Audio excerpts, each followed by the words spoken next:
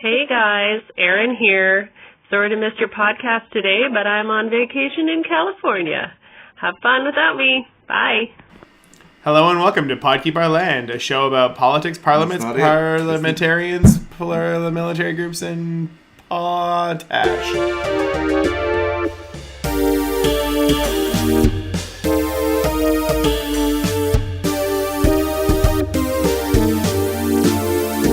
Hello and welcome to Pod Keep Our Land. It's what Duff Patella would have listened to. Pod Keep Our Land is a show about politics, parliaments, policy, and politicians.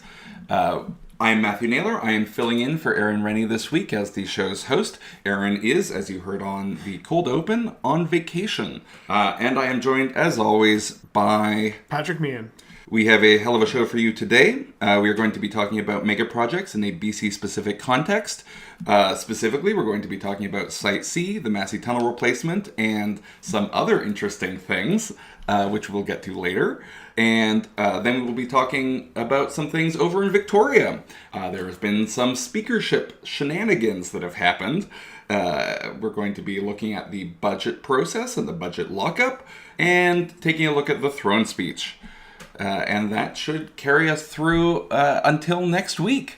So, without further ado, there are dueling reports that have come out about Site C over the past couple of weeks. Well, yeah, so what's happened is, obviously, as we talked about earlier, is the BC government has sent to the Utilities Commission, which is an arm's-length body of the government, to ask for a review of Site C as to whether or not it should be either held, cancelled altogether, held in place as essentially mothballed for 4 or 5 years, or continued as it is.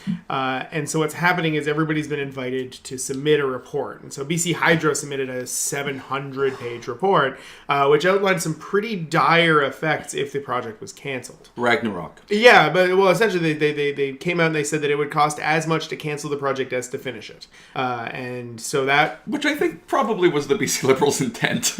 Well, yeah, and so that put everybody sort of on the back foot where there was a big concern there.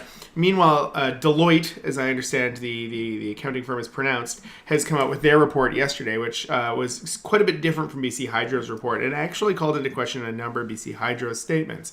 So a lot of what's going on now is everybody's submitting their reports from all of these major companies down to Joe taxpayer and Jane taxpayer. And what's going to have to happen now is when the report comes out, it'll have to have distilled all this into some element of truth. So one of the things that I have a bit of a problem with this is that there's a lot of muddying of the waters here, because, and I want to focus on one specific report that has come out a couple of times, it seems, over the past year, and that is what is being referred to by the Peace River Landowners Association as the McCullough Report, which, first off, no, it was not done by the McCullough Commission, it was done by McCullough Enterprises, and not every report that they produce is called the McCullough Report, because otherwise they would have produced 75 McCullough reports. That said, nomenclature aside, the Peace River Landowners Association is against Site C for its own reasons, and everyone seems to be taking the position in their reports that you would expect them to take. So, is this one of those times where BC politics has just reached a post-fact retrenchment? Well, yes, I think is the short answer. But there was the one article that came out today by Mark Jacquard, a noted climate scientist. And what he said, he's arguing that Site C, while he doesn't agree with it on a lot of levels, is probably necessary for us to get beneath our carbon footprint. And I'm willing to listen to that kind of an argument. I've, in the past, been skeptical of Site C pretty substantially, and I still am, and I'm waiting for the BCUC report, the Utilities Commission report, that is, but I think that that's an argument that I'm willing to give some credit to. And this particular report is something that I've put quite a bit of stock in, for a while on Site C, because as far as energy production in British Columbia goes, we consume almost 1,200 petajoules of energy in various forms: electricity, gas, petroleum products, coal, and recycled waste per year. None of the proposals, Site C's or the other alternative projections of electricity consumption make any kind of strong effort to meet the obligations of Canada under the Paris climate change goals, or to just sort of draw down our consumption of petroleum products, which we do need to do probably, unless we're like actually trying to heat up the planet, which... Well, now, even the BC Hydro report did say that most of the power expectations of the province over the next 50 years could be met through renewable functions, but they were very careful to say that you still needed Site C to back up those renewables because they're not as reliable as a dam, where you have basically a whole pile of water, and anytime you want electricity, you just turn on the taps. And that, I think, is... Pile of water? Bucket? Reservoir. Reservoir of water. I will use the technical term, all right? I think a pile of water is called a drift. Really? Of snow? Oh, yeah. Or when a it's berg? in solid form. That would make sense. A pile of water is a berg. A berg? It would be a berg. Yeah. Mm-hmm. Yeah, no, I'm with you. I'm tracking now. We'd have some problems with enthalpy of fusion there. But, so, like, basically the idea there is that many of these renewable energy forms, like run-of-river projects or like wind turbines or like solar, are very dependent on the actual like sun shining or the wind blowing or the river running. There's the graph of when the solar eclipse went through Germany, and it caused a substantial decline in their solar power generation for the 1 20-minute window, right? Now, I mean, solar power now operates even when it's cloudy, and wind power even operates when it's not particularly windy. They've become more efficient at it, but they're still not perfectly reliable. Mm-hmm. What we need is advancements in storage and other things like that to make that reliable. So yes, there are a couple of ways that you can do that. One is building better batteries, and so we're working on inventing those as a species. Elon Musk is on it, so I have total faith on that one. Mm-hmm. He's not at all insane or a supervillain. That doesn't mean he's not going to make good batteries. Point. The other is like possibly taking a large reservoir of water and pumping water up into it. Oh, my pet idea. Or not my pet idea, but the greatest of ideas. Yes. And then allowing it to flow out in basically a hydro dam type thing. Or building Site C, which existing hydro dams are very good at storing large amounts of water. So what I think it sort of is coming down to now is that there's enough muddy of water in this that the Utilities Commission is what I'm waiting for to see what they end up coming out with, because they're going to come up with a reliable distillation of all of the information out there that's fairly reliable. And that's what I'm sort of going to wait for at this point before I sort of make a real stance anymore. So my concern with this is regarding the terms of reference that the BC Utilities Commission was asked to evaluate the project with, because you can game any system, and if the BC NDP was really, really dedicated to killing this absolutely necessary project, in my mind, then they could like game the BC Utilities Commission question terms of reference for the report in order to do so. And like there are legitimate concerns about whether or not we need to have another hydrogeneration station or dam on the Peace River system. There are reasonable concerns about having all of our power generation on one river system, although we also have the Columbia River because there are lakes exist. There are also concerns about other types of renewable energies because solar and wind power require quite a bit of rare earth metals, and those are unpleasant to mine. So depending on what the BC Utilities Commission was asked to consider, the answer could be very substantially changed. And I'm not a huge fan of their terms of reference. Yeah, well, and their terms of reference is interesting because it doesn't include what I would like it to include, which is, could we do this with alternative methods? What it does include is how much is it going to cost how much will building the dam increase hydro rates? Confirm whether or not it's on time and on budget, which I think it's going to be very clear that it's not on time or on budget based on what's out there, but that remains to be seen. Although Hydro says it is. Yes, but there's a lot of questions. 900 pages of it, so. That was a ridiculous report. And then advice on implications for proceeding with the project, suspending the project, or terminating the project. It does not include things like, could we do this with other projects? Could we do this with other mechanisms? Or what's the technology coming forward in the future, which is disappointing to me, but I think plays to the idea of building the dam. What is disappointing to me is that it was asked to evaluated based on current power needs and didn't make a very strong or explicit effort in the terms of reference to say there are other potential power needs. Yeah, but at the same time, electrical demand in BC has been fairly flat for the last few decades. Now, energy consumption in BC has been going up. But electrical consumption has been going up. Electrical consumption per capita has been flat. Okay. Yeah. There has been a fairly substantial per capita. But BC Hydro does have a very proud history of significantly overestimating increases in energy consumption. It's happened a couple of times, but also it's not the actual impact of that, I don't think has been super substantial. But your point is that if we're electrifying cars, that's going to be a significant increase to the usage. Yeah. And on the plus side, there is at least 2 reports for each half of our opinion in order for us to justify our stances. There we go. So, we're all set. Basically, the BC Utilities Commission is a black box, and we have no idea what it's going to be standing on. Well, we'll find out on September 20th. They'll release their preliminary report. Another thing that we don't know what it's going to be standing on is the Massey Tunnel replacement. Well, BCUC isn't involved with the Massey Tunnel. No, but I'm moving on to the next. Yes, I was making a segue. Yeah. We need a moderator. Yeah. It's a very funny... Erin, we miss you. Come back.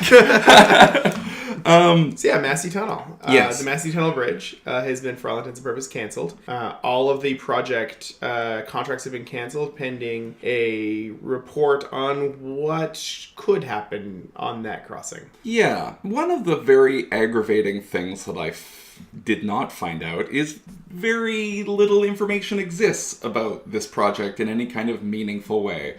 One of the big government things shows a lot of road alignment, things which, whoop-de-doo. I need to know facts and figures, numbers and justifications about why, why a 10-lane bridge and not a 12. And why Massey Tunnel rather than one of the other required pieces of public infrastructure is, and that's what always has frustrated me most about this Massey Tunnel Bridge project is we have a bridge that's literally falling down. We have a bridge, the Patella Bridge, named after Dev Patel, the premier at the time. He named it after himself.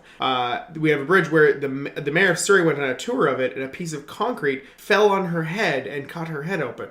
You can't make that up. That's a bridge that's falling apart, and yet we're replacing this perfectly reasonable tunnel that went through a fairly sizable renovation in the mid-2000s. I was going to say, the Christy Clark also created a bridge that ended up cascading large pieces of solid objects down onto people, but she had the good grace not to name it after herself. Yes. So, let's give a little bit of credit where credit is due. Christy Clark, not the most megalomaniac of all premiers. So I think there's an argument to be made that something could happen on the Massey Tunnel area, whether it's twinning it, whether it's building a bridge. I think that the 10-lane concept was far overbuilt. But my bigger problem is that there were other priorities that $4 billion could have gone towards. The replacement of the Patella Bridge is a classic example, but also that's the exact same cost as building both LRT lines and the Broadway corridor subway line. Yeah, that was what I found particularly galling last year, was that the exact funding increase that was proposed in the transit referendum was the same as this bridge. Yeah, the bridge. And so it seemed very unusual that both of which would have to be administered by TransLink. One would go through this horrible referendum process, and the other one through this fast track approval process. And lastly, to sort of really pile on the general non-necessity to build it, is over the last 12 years, tunnel traffic has been flat or declining. You've seen about a 1% reduction in total travel through that tunnel on an average day over the course of the last 12 years. You also, at the same time... No, is that vehicle? That's per vehicle vehicle traffic? Yeah, per vehicle traffic. Okay. So, per average weekday. Okay, so you were saying two interesting things. One of them was about how many more people are like actually using the tunnel through buses. Like they're and so that's the other thing is that there's been a relative decline. I mean, it's been fairly flat, you could say, of total vehicle travel. The other thing is that 25% of the people traveling through the tunnel are traveling through on a bus. The other 75% of people are traveling through on single occupancy vehicles primarily. And so there's some interesting urban planning work that could be done around that, and like the idea of induced demand and how transit gets squeezed right at the top of that. So there's that. Also, Kevin Falcon fixed the tunnel, apparently. Yeah, in 2008, I believe it is. I've got the article here. In 2008, $22 million was injected into the bridge for a substantial upgrade. And at the time, Kevin Falcon said that it was seismically upgraded for another 50 years. Now, the BC Liberals changed their tune a couple of years ago and started calling the tunnel wildly seismically unsafe. And so it's sort of a question of, were you lying to us then or are you lying to us now? No. Inflation. A year isn't what it used to be. Yeah. And so there's so many question marks here, and there hasn't been a publication of a major engineering survey saying that it is, in fact, seismically unsound. They have, for example, major signage out on both sides of the tunnel that aren't lit up, but will light up in the event that the earthquake sensors, like the U.S. Geological Survey, determines an earthquake has occurred near that's going to affect us. They'll light up like a Christmas tree saying, don't go into the tunnel. And that'll give 30 seconds to a minute, potentially as much as 2 to 3 minutes of lead time for vehicles to exit the tunnel on either side while no vehicles go in, meaning that even if it isn't seismically unsound, at least it's got an evacuation procedure that's fairly effective. I remember as a child going downstairs on Christmas morning and seeing the Christmas tree and thinking, danger, earthquake! But so basically there isn't enough information for me, at the very least, to really come to any kind of satisfactory conclusion on this issue. And I think it's safe to say that crossing there jumps the queue of other priorities for the region, potentially. Well, certainly in the eyes of the Mayor's Council, it did, yes. Except one mayor of Delta, for reasons. Yeah.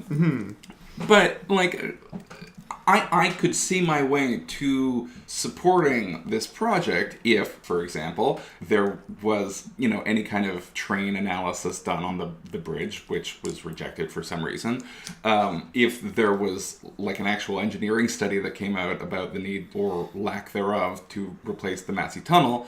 Now, before our tens of listeners jump down our throats, there are there are tens of reports and possibly even hundreds of pages of reports that exist on the government website. But if you dig through them, as you said earlier, there Matthew, they're alignment surveys. They're where can the bridge be built? Not why should we replace the tunnel? Not a demand assessment really that exists. There isn't a business case assessment that really exists in a fulsome way. There are a bunch of really shiny graphs, but nothing really fulsome. So that is an aggravating project, and it's a murky project, and certainly it's going to be considered with much sobriety and somberness over the next little while.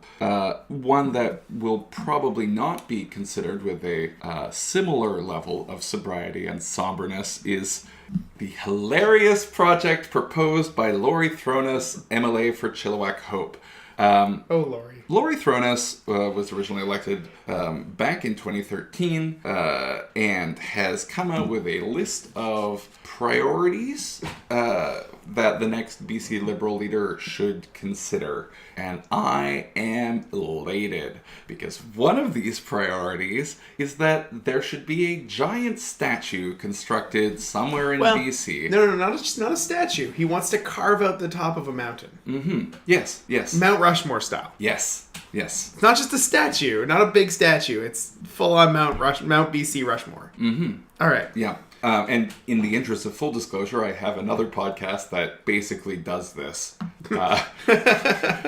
where we consider who should go on the Mount Rushmore of a particular thing. So I don't know. Well, maybe we should call Laurie Thronis up and ask him to but he doesn't, be a guest on our very But that's regular the curious podcast. thing, is he doesn't want to put people on this mountain. Yeah, no, this was the crushing disappointment that I had stumbled across while I was researching this. I believe he refers to it as two upraised hands forming a cup. That is large enough to drive 20 commercial tourist buses onto. It's... This is a real thing. There are reasons why politicians are not in charge of public art. Well, he did say that the interpretation of what the upraised hands would mean would be up to the eye of the beholder. It really depends on what configuration the hand is in. Yes. You can guess what shape my hand was making at that time.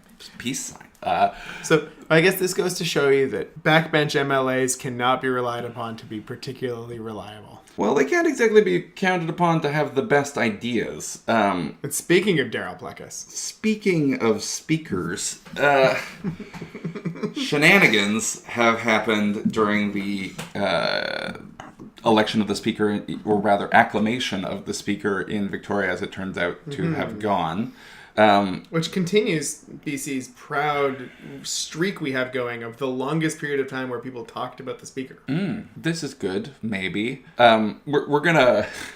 I feel like any longer than this, that it's going to create just problems. It's going to be indicative of, rot. The only time that I can find a speaker has been this influential in Canadian history is Tanker O'Malley over in New Brunswick, and that was disastrous, and people hated him so much that he lost his seat. So Was maybe that the early 2000s thing? Mm-hmm. Yeah. Yeah, this is during the first Bernard Lord administration. Right, he was flying all over the place. Where there was exactly, it was that bare majority of one, or exactly equal situation. So basically what happened is, to not run for speaker, an MLA has to tell the clerk of the House that they are not running for speaker. And all the NDP MLAs did that, and except for Raj Challen. Oh, really? Okay. Well, we don't know. We don't know what was on the ballot. But my understanding was even the NDP leadership didn't know going into the morning that his name was going to be on the ballot. Interesting. And all of the BC Liberals did, except for Daryl Pleckus, the MLA for Abbotsford South. Daryl Pleckus is also recently in the news for being the one MLA who said that he would quit the party if Christy Clark didn't resign. So basically, he's doing the will of the people. Forced out Christy Clark. Now he's generously donating his time to help make Parliament work. Oh, I thought you said he was removing himself from the BC Liberal Party. Well, that too. So I guess the morning rolls around, and it immediately everyone involved in politics starts emailing and text messaging each other. My understanding is that because immediately it becomes known that Daryl Pleckus has left his name on the ballot, and that the NDP promptly elected him speaker. And my understanding is that BC Liberal circles went a little bit apoplectic, to use one word that might understate the emotions that were running around the legislature. I think what happened was there was a very personal sense of betrayal that... An understandable sense of betrayal. Yeah, like... Whatever was actually said or not, and Daryl Pleckus has said, I never said that I was going to, and this is my Daryl Pleckus impression, I never said that I was not going to run for speaker, which, like, I don't know if you never said that, but definitely everyone got that impression that you said that. So perhaps the error is in the deliverer, or perhaps you're trying to rewrite history a little bit. So one of those two things occurred. He was booted from caucus, which is actually pretty standard for, like, speakers don't sit as part of caucus. Well, in BC they do. No. Yeah, Linda Reid stayed as part of caucus. Well, she never, like, only nominally. She never never attended. Like, she wasn't part of but caucus. She never they attended... made a point of it with Daryl Plekas. Yeah, but like Linda Reeder, Bill Barasoff, or the NDP speakers before them have never attended caucus meetings, and they've never attended party conventions. Okay. And that has been very standard. Interesting. But now that was just sort of like observed in the niceties of Westminster parliamentarism.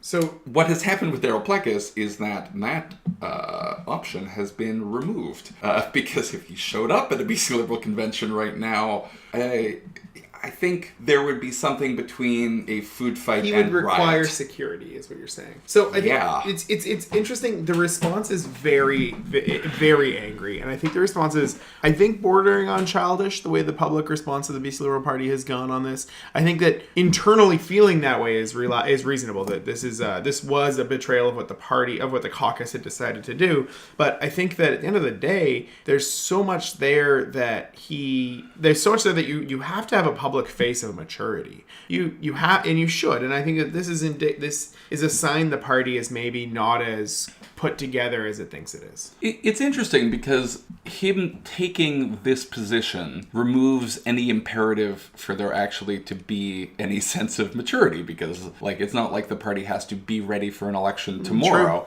If the party had to function as a well-oiled machine, then maybe it wouldn't have done this. But like now it is allowing itself the luxury of a bit of a temper tantrum. And you know what? Fine. And maybe some time to introspect, because in an environment where it was as close as it was going to be, with an NDP speaker, say, the Liberals would have a real impetus to try to take down the government every chance they got. Now now we're basically guaranteed 4 years, which gives 4 years for the Liberal Party to reinvent itself. And I think that's probably really valuable. It might be that although the Liberal Party is really angry at him, that Plekas has maybe done a favor to the party. I wouldn't say you're guaranteed 4 years. I still think that the margins are very, very close. And so my instinct is still we're going to an election about halfway through this term. But, that may not be borne out. So he, in addition to being booted from caucus, has also been booted from the BC Liberal Party, which is unusual. It's a pretty far step to make, I think. But it also came from the request of the Abbotsford South riding executive. Mm-hmm. So it's not like this was the caucus being very angry about this. This was people who... This doesn't happen often at all. Like, you have party members beak off about their own party and cause all sorts of problems for their own party all the time. And I have to rack my brain. The only example I can think of is Buzz Hargrove back in 2004 election, I think it was, for the NDP. And even then, the federal NDP didn't tear up his membership credit. It was the Ontario NDP, and everyone laughed at them for it. Well, I don't know. People laughed at the Federal Liberal Party, too, when they did this for people like Alfonso Galeano. But they were under corruption investigations, and there was a dark cloud of corruption hanging over these people. Mm-hmm. This is not a corruption scandal. This is a... But even Jean Chrétien came back and said, I didn't know I had that power as leader of the Liberal Party to do this when Paul Martin did this. What I think is more akin to is Daryl Plekas effectively crossing the floor. That's the way it's being spun. I don't quite buy it, because it is taking on a speaker role. He's crossing the floor to sit as an independent, which actually is more in keeping with the British parliamentary tradition respecting the speaker. But that is neither here nor there.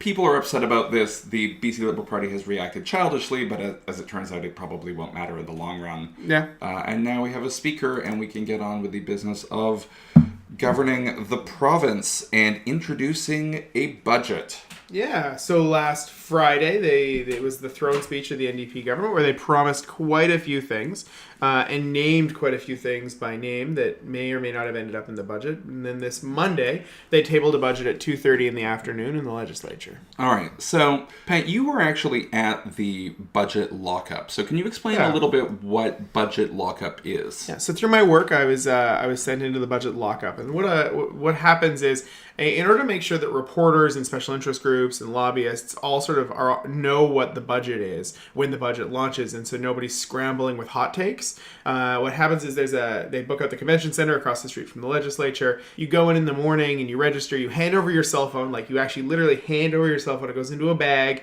They give you a ticket to get it back at the end of the day, and you go in. And I think about a year or two ago, they started allowing laptops in as long as they didn't have access to the internet. You sign a sworn agreement that you won't divulge any of the information that happens during the lockup, and you're not allowed to leave. Now, they do provide food, and there are washrooms, and there's lots of coffee, so that's of a benefit. And the first thing that happens is you walk in and you get handed the budget, and you get handed a USB key that's also got the budget on it. Okay, so what is the budget? Like, the budget is an act of the legislature. Yes. And I actually have it right here. It's a very large folder. Okay. And so you flip open the folder, and there's... It's actually smaller than I thought it was going to. So the first thing you see is there's a couple of 2-page documents that are the news release, that are the backgrounder, that are all the charts and graphs and infographics, and then a much larger document that is the full document that goes before the House as the budget bill. And then you start sifting through it, and about 10 minutes into sifting through it, the wall in front of you. So we were in a room where all the tables were set up facing a wall, but it was one of those movable walls. Then they moved the movable wall out of the way, and you suddenly saw that the other half of the room was where all the media were. I really appreciate that you actually brought out the budget, because this being a notoriously non-visual medium, I'm sure all our listeners will I'm holding it up for view. Mm-hmm. But yes, immediately it's at about 9:45. The Minister of Finance gives a speech where she made many a joking remark about the former Minister of Finance and his style of speech making at these events. Apparently, he would regale everyone about his stories of growing up on a farm.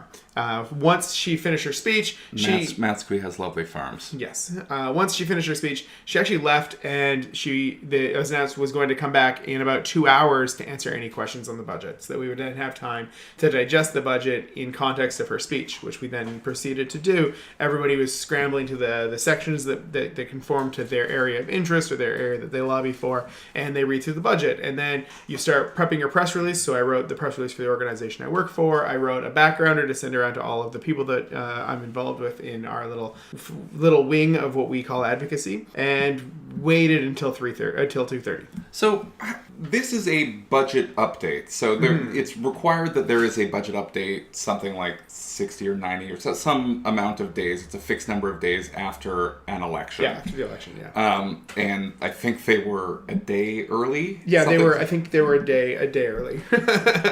They were exactly to the day. For some reason, the election took a while to resolve. Yes.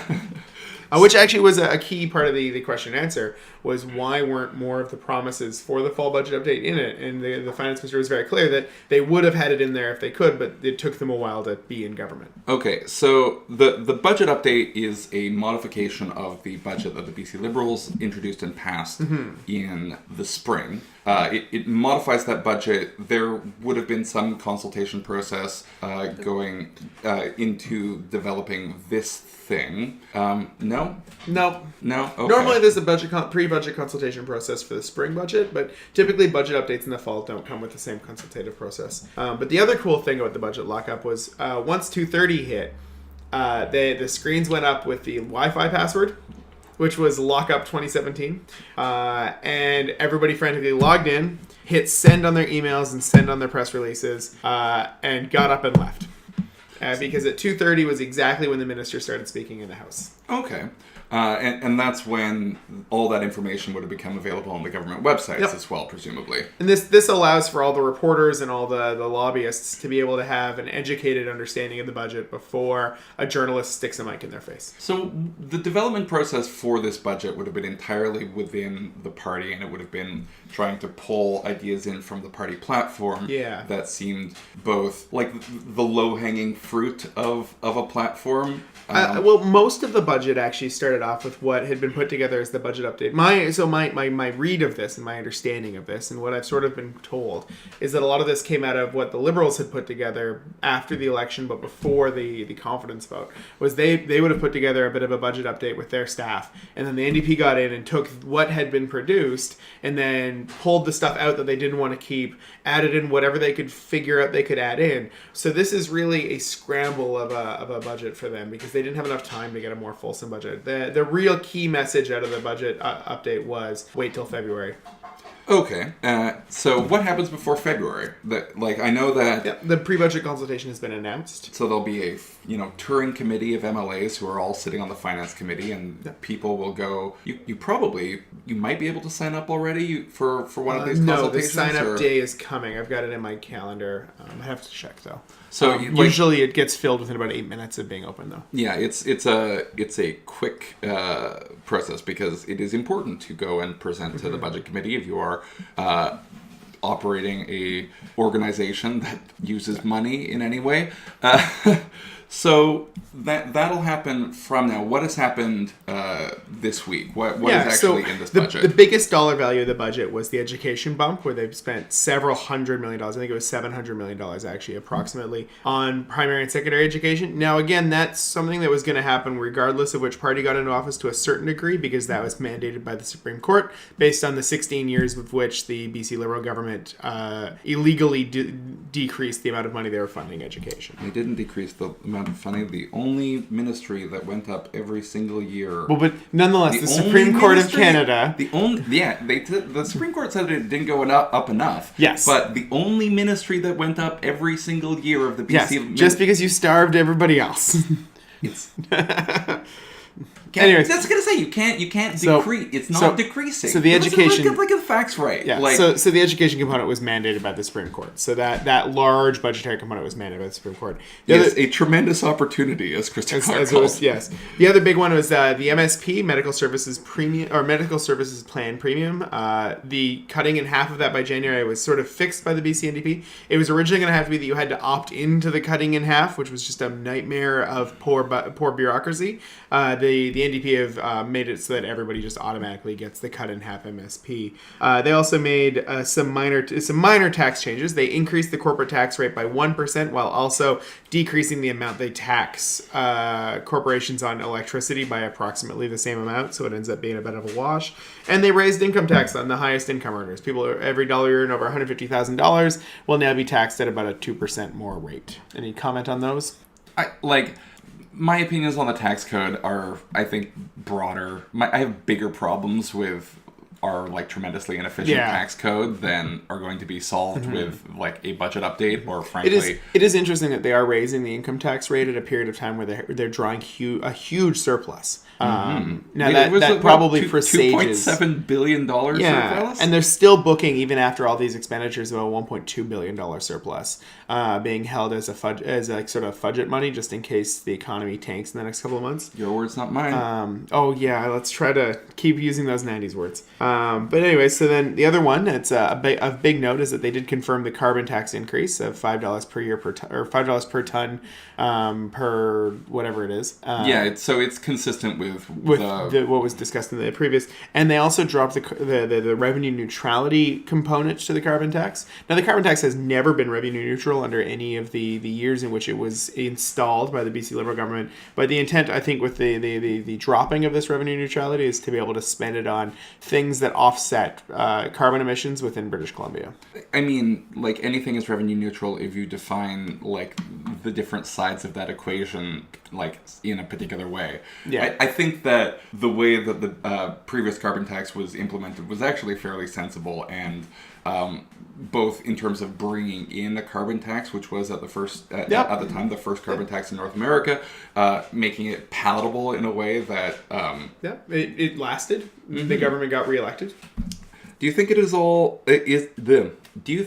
at all ironic that the person who is in charge of increasing the carbon tax and removing its revenue neutrality is the person who ran a campaign to axe the tax during her leadership of the NDP. Well, I think that is actually an interesting point. I think that was a really low point for the NDP in this province, and I think that was something that the NDP should be ashamed of. Is that campaign in 2009, 8 years ago, that they ran on, and I think that they still have people on the environmental left in British Columbia still don't like them for it, and I think that's going to hound them for a little while yet. But yeah, they did. I will say they did also with the carbon tax. They did significantly expand the low income tax rebate that exists, and that's going to be an important point for people to not have to pay the tax if they've got an old clunker of a car, for example. They'll get a larger rebate, which means that effectively they won't be paying the carbon tax. The other thing that really is impactful out of this is a substantial amount of money going into housing, both in the form of government-built, purpose-built rental at an affordable rate, and also for new housing for homeless people. And so the homeless people housing will be in the form of containerized housing, and then the other purpose-built rental will be long-term purpose-built rental for affordable housing. Sorry, I totally had a thing to say, and now I don't even really remember what that is. Do you want to ask me what the overall crux of the budget, in my opinion, was? So overall, what do you think the budget can be condensed to? What is the top line summary? I think it's really starting to spend enough on their promises to get things moving, while saying, this is what we could get done now, wait till February. There was a real attitude, like I said earlier, of wait till February when they come out with their big budget, and we'll see what comes out of that. So, well, that brings us to the end of our program. Every week before we go, we try to remind ourselves that we are not exclusively political people, and so we try to figure out one thing that we are thinking about that is not related to politics. So, Pat, what were you thinking about this week? Well, as a big sports fan, and particularly a hipster sports fan, I'm a season ticket holder of the Whitecaps, and I'm just happy to see that they're first in the West right now. Cool. Yourself? Apparently, Common is one award away from the EGOT. So I really I don't know anything of what you just said. Common is a rapper and hip-hop artist who has now won a Emmy, a Grammy, and an Oscar. And now just needs to win a Tony in order to complete this sort of big sweep of awards. Is this Common? Is there music that I would know of his or hers? Yeah. I don't know any of it, but I exist in a protected. You don't know any of it either. Yeah. Well, no, I can't name any of it, but I certainly recognize the man. All right. Well, this was a really white moment. I mean, Common in general is the whitest possible rapper. It's more information than I know. I mean, certainly Eminem, but... All right, then. Erin, we really hope that you come back from California. We look forward to having you back on the podcast next week. You can find Pod Keep Our Land on Facebook at facebook.com/podkeepourland, on Twitter at podkeepourland. We are available wherever quality podcasts are distributed, and we would also really appreciate if you would both rate and review us on Stitcher and on iTunes. If you could take a couple minutes out of your day, it really helps us out. Or reach out to us through our Facebook page and let us know what interesting things regarding BC politics or Canadian politics or the politics of another province that you would like us to be covering. Is there an interesting story happening in Ontario that we have neglected to cover or you would like us to cover? Please let us know, and we would be happy to take that under advisement. This has been Pod Keep Our Land from Vancouver, BC. I am Matthew Naylor. And I'm Patrick Mann. Good night.